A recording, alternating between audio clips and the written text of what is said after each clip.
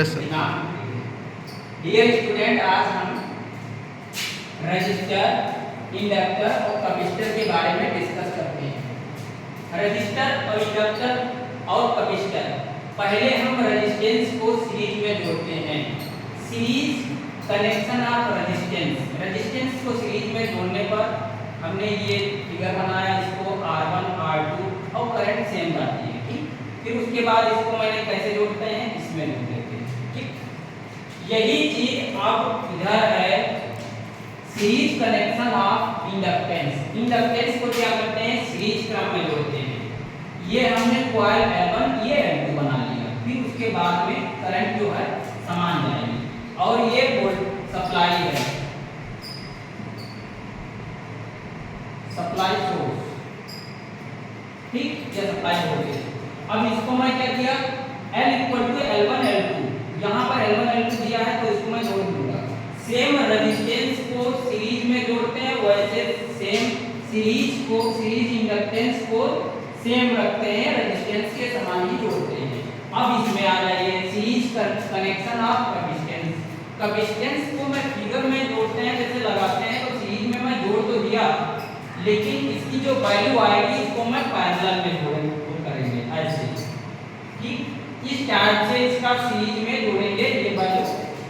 ये भी है कि जो हम यहाँ पर रेजिस्टेंस को पैरेलल में जोड़े हैं वो ऐसे उल्टा हो जाएगा, तो सीरीज में कैपेसिटर होएगा इस टाइप से, ठीक।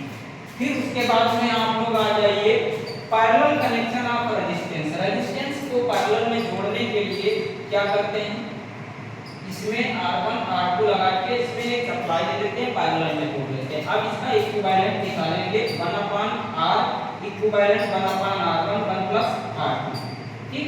इसको इस टाइप से फार्मूले में लिखते हैं, डिजाइन करते हैं। यही चीज हम इसमें इंडक्टेंस में पैरेलल कनेक्शन ऑफ इंडक्टेंस, ये कॉइल L1 ये L2 दोनों कॉइल बनाने के बाद यहाँ पर हम सप्लाई वोल्टेज लगा देते हैं,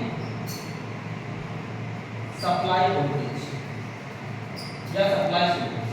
अब यहाँ पर आज ये सेम जो है रेजिस्टेंस को पैरेलल में जोड़े, इसी प्रकार इसको हम 1/L LT का मतलब होता है टोटल रेजिस्टेंस, टोटल इंडक्टेंस। यहाँ पर 1/LT = 1/L1 1/L2, चाहे यहाँ पर इक्विवेलेंट में लिख सकते हैं।